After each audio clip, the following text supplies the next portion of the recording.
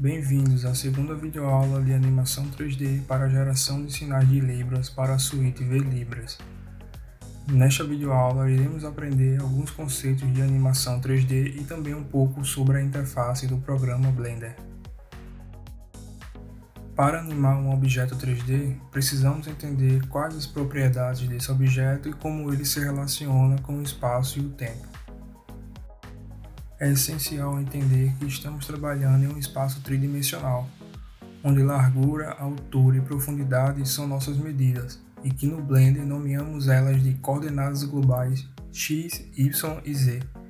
Com base nessas coordenadas, iremos posicionar nosso objeto em cena e movimentá-lo em relação ao espaço e ao tempo.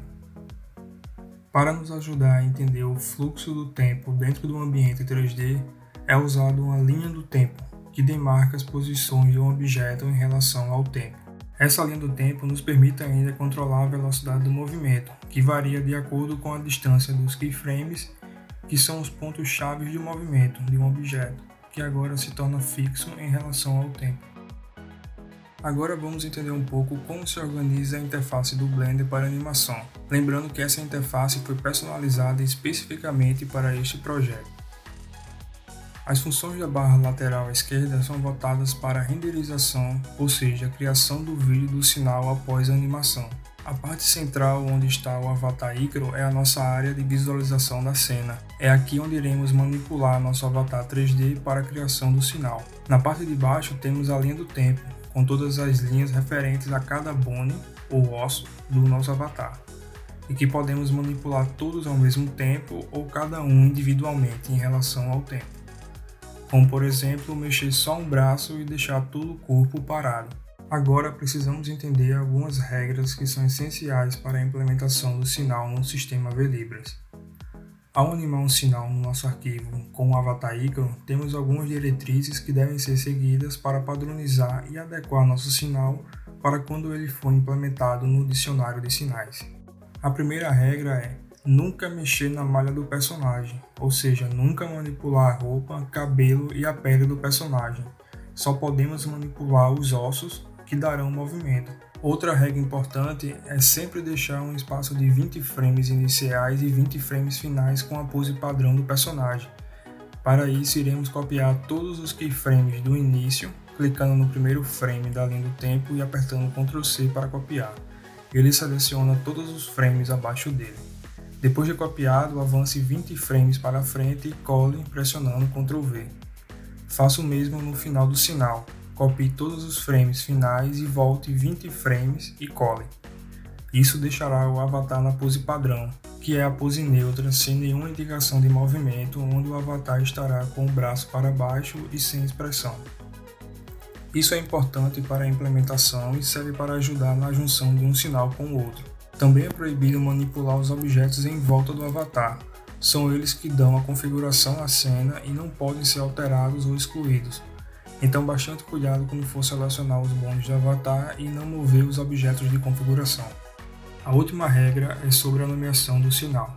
Precisamos usar sempre a caixa alta ao escrever o nome. E para palavras compostas, usamos o underline para separar as palavras, como por exemplo a palavra bem-vindo. Essa regra evita problemas de conflito de palavras e ajuda na implementação dos sinais posteriormente no VLibras. Agora vamos aprender um pouco sobre os controles e atalhos que usamos para animar nosso avatar e criar o sinal. É com o mouse que iremos realizar grande parte do trabalho de animar o avatar, mas aqui temos uma diferença que pode impactar um pouco na seleção dos objetos. No Blender, é o botão direito que é usado para selecionar o bone do avatar, diferente do que comumente usamos para interagir, então é necessário um pouco de prática para se acostumar. O botão de rolagem do mouse é usado para manipular o zoom e junto com as teclas Ctrl ou Shift pressionadas podem mover a cena do avatar em diferentes perspectivas. Para manipular os bones do avatar, iremos selecionar um deles e clicar na tecla R, e em seguida selecionar qual eixo queremos rotacionar, o eixo X, Y ou Z, como por exemplo rotacionar o braço no eixo Z. Clicando duas vezes sobre a letra do eixo após apertar a tecla R, você poderá movimentar o eixo em sua posição local. e não só na global. Isso ajuda a facilitar na hora de achar o melhor posicionamento para o bone. Pronto, definido o local do bone, você precisa registrar esse local, ou esse ponto na linha do tempo para que ele fique registrado como movimento. Para isso, você usará a tecla I para criar um keyframe e marcar a posição na linha do tempo. A tecla A serve para selecionar todos os bones, mas cuidado para não movimentar os objetos de configuração em torno do avatar. A tecla B serve para demarcar uma área de seleção, como por exemplo selecionar vários bones ao mesmo tempo. Agora que aprendemos sobre a interface do Blender e um pouco sobre a animação 3D, iremos para a próxima videoaula, onde aprenderemos o passo a passo para animar um sinal do início ao fim. Mas antes disso, você pode praticar um pouco no Blender e aprimorar suas habilidades em controlar o avatar e decorar as teclas de atalho. Isso facilitará seu trabalho na hora de criar os sinais animados. Nos vemos na próxima videoaula. Até lá!